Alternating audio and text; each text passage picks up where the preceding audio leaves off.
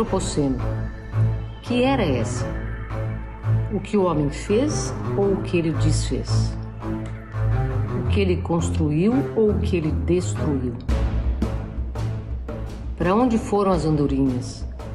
A Terra está doente, nossa sociedade está doente. Mas os homens insistem em ver a doença e não o doente. Viver um de cada vez. De separar os que podem viver e os que não devem viver. Os indígenas tentam nos ensinar há séculos. Não existe o um sem o outro. Não existe o um, existe o coletivo. Vamos chamar as andorinhas para nos avisar das chuvas e preparar a roça. Mavutsini, Tuiararé, Aimeré, Nhanderu, Pachamama. Mãe Terra, olhai por nós. Talvez o fato mais decisivo da nossa época seja o de que nós, nossos descendentes, netos, bisnetos, tetranetos, nós e o conjunto da vida na Terra, não viveremos mais como nossos ancestrais viviam. Não viveremos mais naquele tempo. Viveremos no antropoceno. Agora, qual antropoceno? Isso depende das escolhas que nós fizermos agora. Podemos nos dirigir a uma situação de mudança climática drástica, com profundas alterações na agricultura, extinção de florestas, etc., de um lado, ou podemos, assim como nós transformamos o planeta até agora, podemos transformá-lo, continuar transformando, de uma maneira que seja mais suave, que seja mais suscetível de favorecer a permanência e a expansão da vida.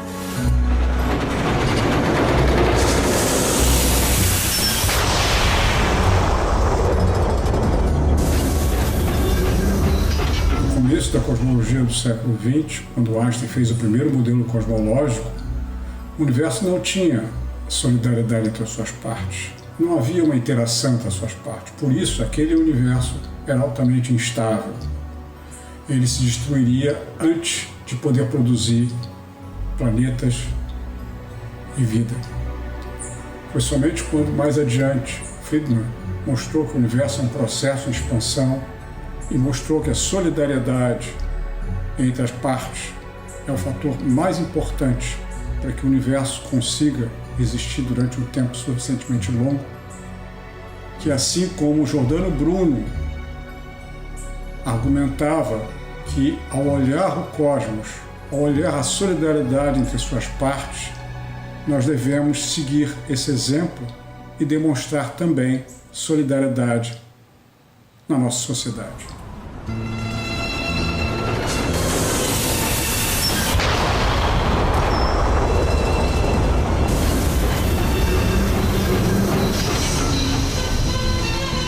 O Brasil está no fundo do poço. O Estado foi tomado por inimigos do povo, cujo projeto é desmantelar o próprio Estado em benefício de poucos. A educação, a saúde, o meio ambiente, a cultura e a ciência correm risco de extinção. Indígenas e quilombolas correm risco de extinção. Negras e negros correm risco de extinção nas periferias de todo o país, inclusive as crianças. Nossos atuais governantes são os piores possíveis, pois combinam a profunda incompetência técnica com a completa podridão moral. Bolsonaro faz jus aos psicopatas mais perigosos de nossa história escravista e genocida, como Domingos Jorge Velho e Garcia Dávila. Para superar esse pesadelo, precisamos buscar o axé de nossa melhor ancestralidade.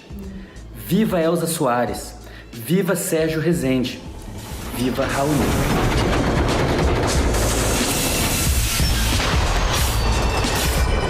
Se tivermos em vista que a própria sorte da modernidade ocidental não parece estar indo tão bem assim, seja do ponto de vista emocional, existencial, íntimo, seja do ponto de vista da natureza, da crise climática, do aquecimento global, além de tudo, acabar com outras civilizações, colocar não só em perigo, mas dar o golpe final em outras formas de viver e de sonhar, pode não ser apenas humanamente egoísta, mas até pragmaticamente terrível para o destino desse próprio Ocidente ao qual nós pertencemos.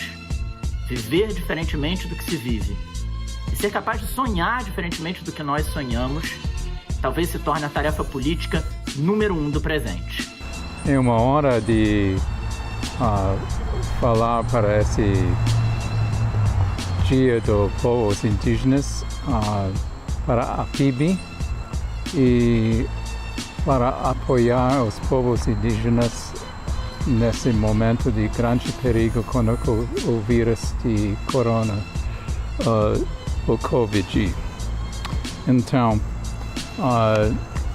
os povos indígenas conhecem o meio ambiente melhor que quase nenhum cientista no mundo. Sauvons la forêt, sauvons les peuples autochtones, sauvons la planète Terre. Salvem os povos indígenas, salvem a floresta, salvem o planeta Terra.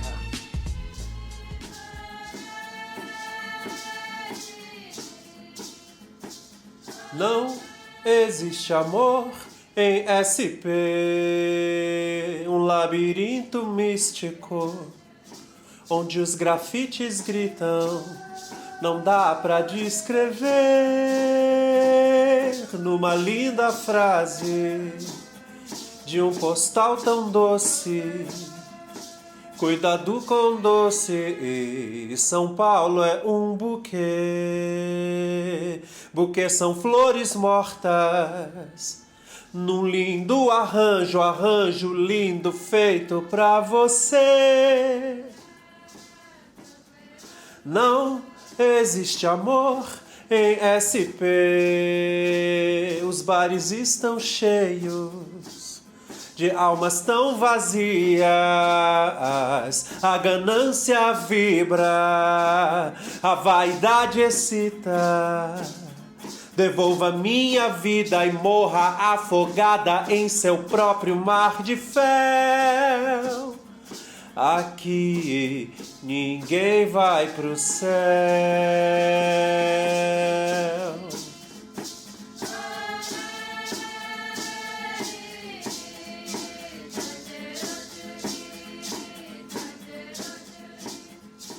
Não precisa morrer pra ver Deus, não precisa sofrer pra saber o que é melhor pra você.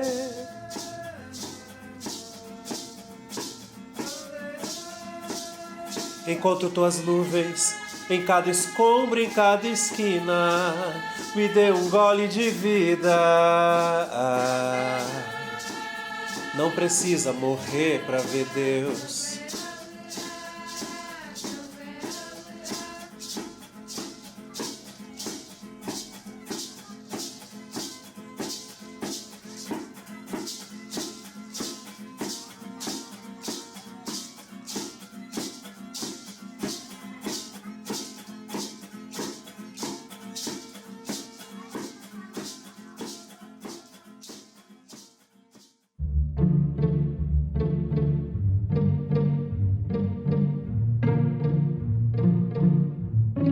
Quando o Tzurá criou a terra, ele não criou para comércio. Deus nos deu a terra para sobreviver, para nós alimentarmos dela e respeitar acima de tudo. Nenhum governo tem o direito de dar documento e dizer que alguém se tornou o dono da terra. A terra foi feita para os humanos e para os não humanos. Tudo por quê? Por causa de dinheiro? Por que uns têm que ter mais e outros menos? Esse dinheiro não vai pagar a vida. Por que o não indígena não pode aprender isso? Se a floresta acabar, não tem mais para o meu filho, não terá mais para o seu filho. Não importa se você mora aqui ou do outro lado do mundo. Acabará para todos nós. Eles merecem isso. O mundo, o nosso futuro merece tudo isso. Minhas palavras são como as estrelas do céu. Como pode, então, o ser humano entender que pode comprar e vender o nosso céu? Que pode comprar ou vender o nosso calor da terra? Tal ideia é tão estranha. Decidimos apenas sobre as coisas do nosso tempo. Decidimos apenas as coisas do nosso tempo. nosso tempo. A visão que você tem de terra é diferente da visão que a gente tem. Não dá para você olhar para nós, povos indígenas, e pensar que nós temos o mesmo entendimento de território que o seu. Para nós, o território é sagrado. Precisamos dele para existir. E vocês olham para a terra indígena, chamam isso de terra improdutiva. Nós chamamos isso de vida. Vocês têm que pensar em acabar com essa alienação de olhar a terra apenas com um preço, como um valor imensurável por dinheiro, e olhar a terra, o meio ambiente, que é o que garante a vida de todo mundo. Mas não vamos recuar, não vamos desistir. Vamos enfrentar com todas as nossas forças. A terra está gritando, a terra está pedindo socorro e vocês não estão vendo os sinais das chuvas, das secas, dos vulcões, dos furacões. Vocês não estão vendo. O mundo inteiro está preocupado com o aquecimento global. O mundo inteiro está discutindo efeitos das mudanças climáticas. O mundo inteiro está pensando em formas de reduzir a emissão de gás carbônico, para que a gente possa ter um equilíbrio no clima. E aqui no Brasil, é bem mesmo a cara desse governo truculento de querer agora o tempo todo autorizar a entrega desses territórios para exploração. Porque não pensa na vida, só pensa no dinheiro, só pensa no lucro. É uma ganância para atender ao capitalismo. Nós não. Nós, Yanomamis, nunca guardamos objetos que fabricamos ou que recebemos. Mesmo que façam falta depois, damos logo a quem pede e eles se afastam depressa de nós, passando de mão em mão sem parar até longe. Por isso não temos realmente bens próprios. Quando conseguimos um facão novo dos brancos, logo depois o entregamos a algum convidado que o deseja numa festa hall. Então dizemos a ele: sou um habitante da floresta, não quero muitas mercadorias como um branco. Tome essa velha peça de metal que nos vende Omama. Eu já usei o suficiente, não vou negá-la a você, leve-a consigo. Os brancos costumam empilhar os seus bens de modo mesquinho e guardá-los trancados. Por sinal, sempre levam com eles muitas chaves, que são as das casas em que escondem seus pertences. Vivem com medo de serem roubados.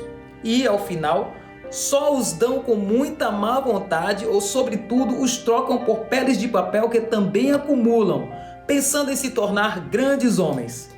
Devem pensar com satisfação.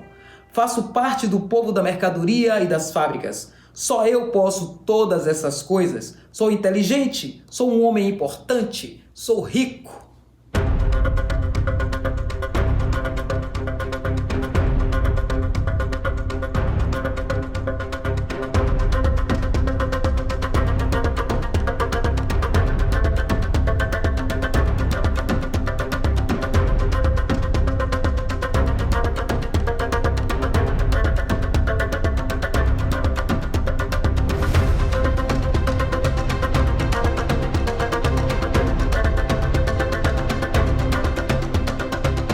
Essa luta também é sua. A luta também é sua.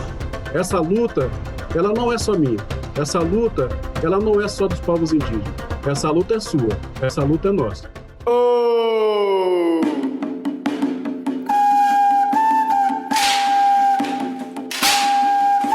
Já que tal qual as obras da Transamazônica, quando os milicos os chamavam de silvícolas, hoje o projeto de outras obras faraônicas, correndo junto da expansão agrícola, induz ao indicídio, vide o povo Caiová.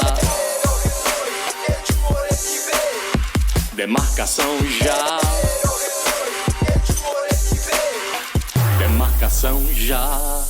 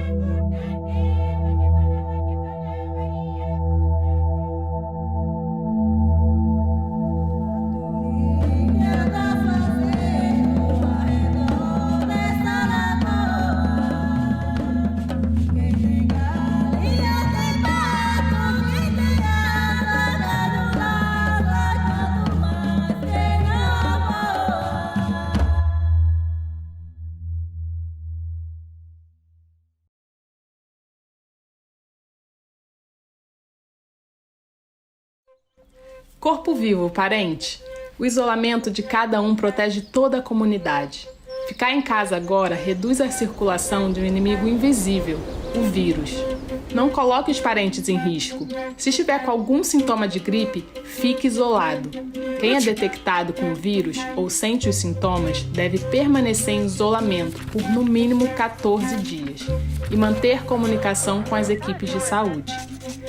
Quem está em isolamento deve ter um espaço só seu. Para separar o espaço, use tecido, lona, palha ou lençol e mantenha boa ventilação. Estamos numa pandemia de um vírus que percorre o mundo inteiro.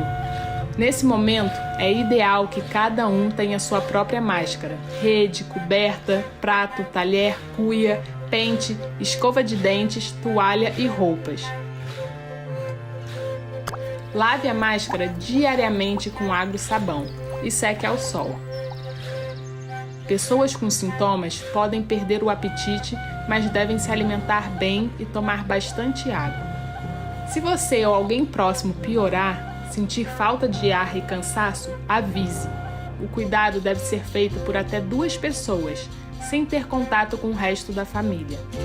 Use máscara quando estiver próximo de alguém e lave bem as mãos, antes e depois, para não correr risco de infecção. Isso vale para todos, até para quem está amamentando.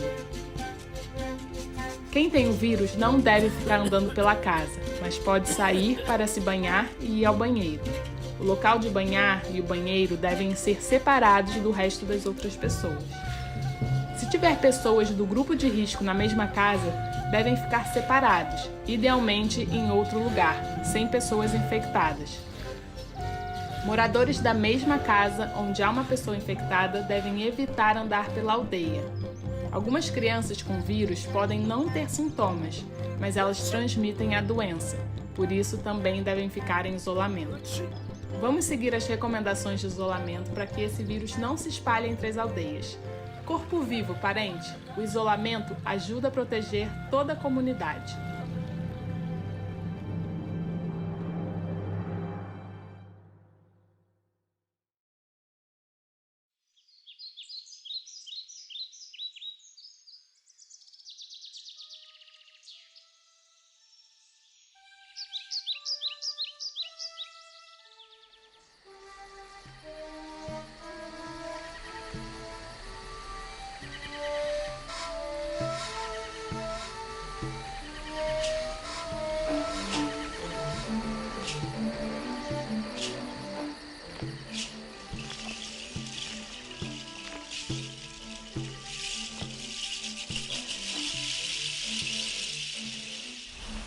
Filha, que felicidade te encontrar. Alguns anos atrás, quando você ainda estava na barriga de sua mãe, um espírito do mal chamado coronavírus começou a invadir as nossas aldeias. Ele era daquele grupo dos coisas ruins que sempre tentaram tirar nossa paz, filha. Mas dessa vez, esse vírus se uniu com os outros espíritos do mal para trazer ainda mais sofrimento para os nossos parentes. Essa união foi um grande encontro do mal. Eles decidiram aproveitar que a fama de ruim do coronavírus era muito grande no mundo todo para destruir tudo o que eles pudessem. Eles queimaram e desmataram nossas florestas, contaminaram nossos rios, poluíram nosso ar e mataram nossos parentes. Foi tudo muito triste e assustador, filha. Mas a luta e a resistência sempre fizeram parte da nossa história. E foi com essa força que o nosso povo se uniu e clamou a ajuda dos espíritos do bem que sempre estiveram olhando por nós. Nós chamamos o Mapinguari, a Yara e o nosso chefe maior para um grande ritual. Com a Yara, nós aprendemos a importância de lavar as mãos corretamente com sabão. Isso garantia que o vírus não entraria no nosso corpo. Já com o Mapinguari, a gente conseguiu trancar as nossas aldeias e não deixar ninguém entrar, pois esse era o único jeito de impedir que o vírus chegasse até nós. E muitos de nossos parentes fizeram vigília pela floresta para impedir que os homens trouxessem o vírus. A maldade deles nunca teve limite.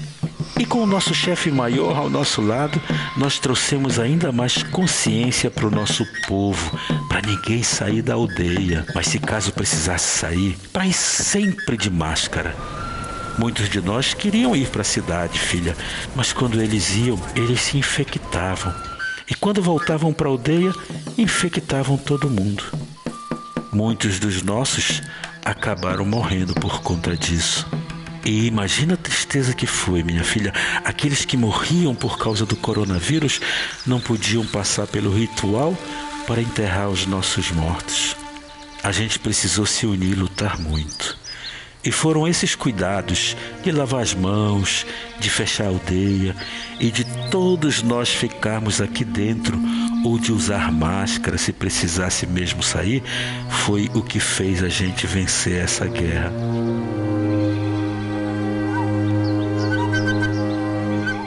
Mas infelizmente, filha, muitos dos nossos parentes se foram.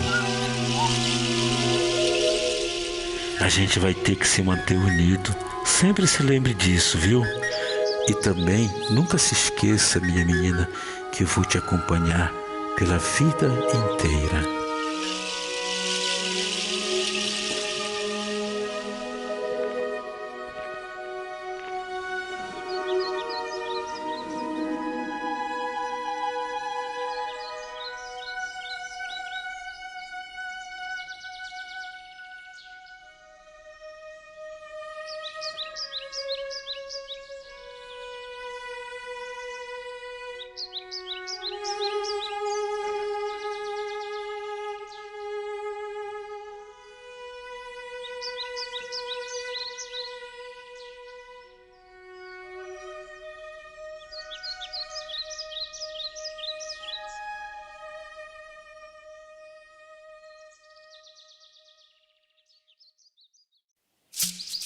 Em 1970, a abertura da BR-163, a Cuiabá-Santarém, avançou sobre os povos indígenas. Os Panará foram expulsos de seu território tradicional e tiveram sua população reduzida em mais de 80%. Eles só puderam retornar na década de 1990 e conquistaram a demarcação da terra indígena Panará. Na década de 2000, o governo retomou as obras de pavimentação da BR-163 no Pará e os processos de grilagem, desmatamento e conflitos fundiários aceleraram. Os Panará e os Kayapó lutaram pelo reconhecimento dos impactos socioambientais da rodovia sobre seus territórios e por recursos para seu monitoramento e mitigação. Para isso foi criado o Programa de Apoio às Comunidades Indígenas, o PBA Indígena. Também organizaram seus próprios protocolos de consulta para que o governo sempre os respeite sobre planos e projetos que afetem suas vidas. Agora, em 2020, o governo federal iniciou o processo de concessão do trecho entre Sinop, no Mato Grosso, e Itaituba, no Pará, sem consultar os povos impactados pela obra. Concessão é a transferência de uma obra pública para uma empresa privada durante um determinado período. O governo cria um plano para a concessão e envia para o Tribunal de Contas da União, o TCU. Se o tribunal aprovar, o governo faz um leilão e a empresa que pagar mais ganha o direito de explorar a obra. No caso da BR-163, a empresa vai administrar a rodovia por 10 anos, cobrando pedágios e pagando por sua manutenção. Mas os impactos socioambientais da rodovia sobre os indígenas não estão sendo considerados, muito menos as medidas para combatê-los. Se esse plano for aprovado, como os territórios indígenas ao redor da BR-163 vão se proteger? A história não pode se repetir. Estamos de olho no Xingu.